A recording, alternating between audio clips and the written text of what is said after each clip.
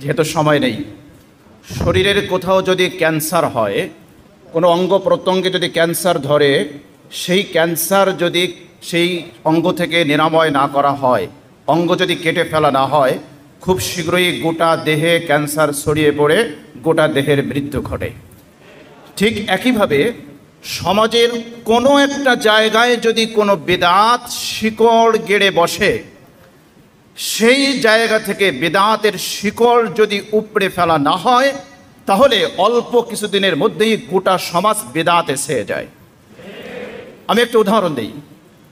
আমাদের দেশে মিলাদুন্নবী সাল্লাল্লাহু আলাইহি ওয়াসাল্লামকে কেন্দ্র করে কিছু বিদআত পালন করা হতো। এরপরে কিছুদিন পরে আমরা কি ডায়লগ শুনলাম? ঈদে মিলাদুন্নবী সাল্লাল্লাহু আলাইহি ওয়াসাল্লাম। এরপরে সাইয়্যিদুল আয়াত।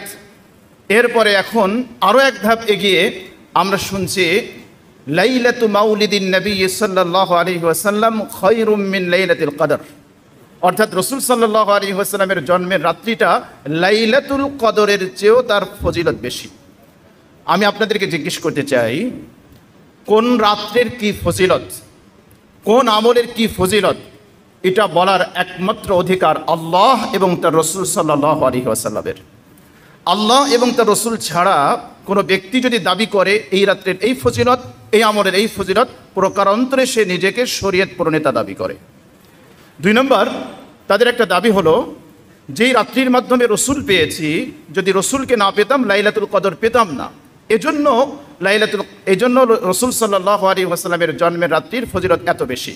আমরা বলবো, মাধ্যমের চেয়ে প্রাপ্ত জিনিস সবসময় যে তার দাম কম হবে, এই যুক্তিটা সঠিক নয়। উদাহরণ দিলে বুঝবেন। রসুল সাল্লাল্লাহু আলাইহি ওয়াসাল্লাম, আমরা তাকে পেয়েছি তার পিতা আব্দুল্লাহ বিন আব্দুল মুত্তালিব, তার মাধ্যমে। এখন কি বলবেন যে রসুলকে যেহেতু পেয়েছি তার বাবার মাধ্যমে, এজন্য তার বাবার মর্তবা বেশি? কেউ বলবে না। রসুলের মাধ্যমে আমরা কোরআন পেয়েছি, কেউ কি এটা দাবি করবে যে কোরআনের চেয়ে রসুলের মর্যাদা বেশি? রসুলের মাধ্যমে আমরা আল্লাহর পরিচয় পেয়েছি, কোনো ব্যক্তিকে এটা দাবি করবে যে রসুলের চেয়ে আল্লাহর মর্যাদা বেশি? দাবি করবে না। সুতরাং এই যুক্তিটা সব জায়গায় টিকবে না। তারা বলে লাইলাতুল কদরে ফেরেশতা নাজিল হয়েছে, এজন্য তার ফজিলত এত বেশি। আর রসুল সাল্লাল্লাহু আলাইহি ওয়াসাল্লামের জন্মের রাত্রিতে রসুল জন্ম নিয়েছে, রসুলের মর্যাদা যেহেতু ফেরেশতাদের চেয়ে বেশি, এজন্য রসুল সাল্লাল্লাহু আলাইহি ওয়াসাল্লামের জন্মের রাত্রির ফজিলত বেশি। এই দাবিটাও সঠিক নয়। লাইলাতুল কদরের ফজিলত ফেরেশতা নাজিল হওয়ার কারণে নয়, লাইলাতুল কদরের ফজিলত হলো কোরআন নাজিল হওয়ার কারণে। আর রসুল সাল্লাল্লাহু আলাইহি ওয়াসাল্লাম তিনি হলেন মখলুক, কোরআন হলো আল্লাহর কালাম, আল্লাহর সিফাত, কোরআনের মর্যাদা বেশি, এজন্য লাইলাতুল কদরের ফজিলতও বেশি। লাইলাতুল কদরের ফজিলত কোরআন দ্বারা প্রমাণিত। লাইলাতুল কদরি খায়রুম মিন আলফি শাহর। লাইলাতুল কদরের ফজিলত বুখারী শরীফের হাদিস দ্বারা প্রমাণিত। মান কামা লাইলাতুল কদরি ঈমানান ওয়া ইহতিসাবা গুফিরা লাহু মা তাকদ্দামা মিন যামবি। আর লাইলাতুল মাউলিদিন নবী সাল্লাল্লাহু আলাইহি ওয়াসাল্লাম, এর ফজিলত কোরআন এবং হাদিস দ্বারা প্রমাণিত নয়। সুতরাং যেটা কোরআন এবং হাদিস দ্বারা প্রমাণিত, তার ফজিলত বেশি। 2 নম্বর পয়েন্ট, রসুল সাল্লাল্লাহু আলাইহি ওয়াসাল্লামের ভালোবাসাকে কেন্দ্র করে সমাজে বিদআত চর্চা হয়।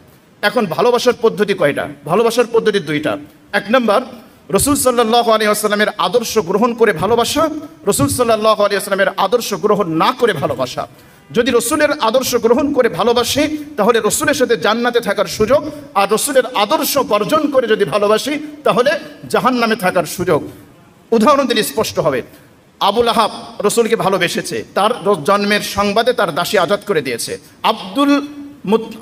আবু তালেব রসুল সাল্লাল্লাহু আলাইহি ওয়াসাল্লামকে অনেক ভালোবাসা দিয়েছেন, তাকে সেফটি দিয়েছেন, পিতার স্নেহ দিয়েছেন। রসুলের সাথে শিহাবে আবি তালেবে 3টা বছর পর্যন্ত কারারুদ্ধ হয়েছেন।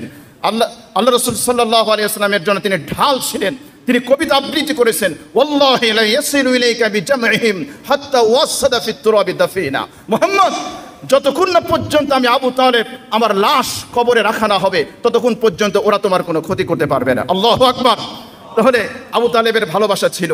কিন্তু রসুল সাল্লাল্লাহু আলাইহি ওয়াসাল্লামের মৃত্যুর সময়, বুখারীর হাদিস, আবু তালেব তিনি রসুলের আদর্শ গ্রহণ করেন নাই, এজন্য তিনি তার ঠিকানা হলো জাহান্নাম। আর পক্ষান্তরে সাহাবীরা রসুলের সাথে রসুলের আদর্শ ভালোবাসা গ্রহণ করেছে, এই জন্য ঠিকানা হলো জান্নাত। লাস্ট পয়েন্টটা বলি, এক এক হুজুর এক এক কথা বলে, এই হুজুর এই কথা বলে, ওই হুজুর এই কথা বলে, আমরা কোন দিকে যাব? সমাধান 1450 বছর পূর্বে রসুল দিয়েছেন। রসুল সাল্লাল্লাহু আলাইহি ওয়াসাল্লাম বলেছেন, ফাইন্নাহু মান ইয়াইশ মিনকুম বাদি ফাসায়ারা ইখতিলাফান কাসীরা ফাআলাইকুম বিসুন্নতি ওয়া সুন্নাতিল খুলাফায়ে রাশিদিন আল মাহদিয়্যিন ইলা আখিরিল হাদিস। নবীজি বলেছেন, আমার পরে তোমরা বহু ইখতিলাফ দেখতে পাবে, সে সময় তোমাদের করণীয় কি? রসুলের সুন্নাত, খুলাফায়ে রাশিদার সুন্নাত, সেটাকে আঁকড়ে ধরতে হবে যদি নাজাত পেতে চাই।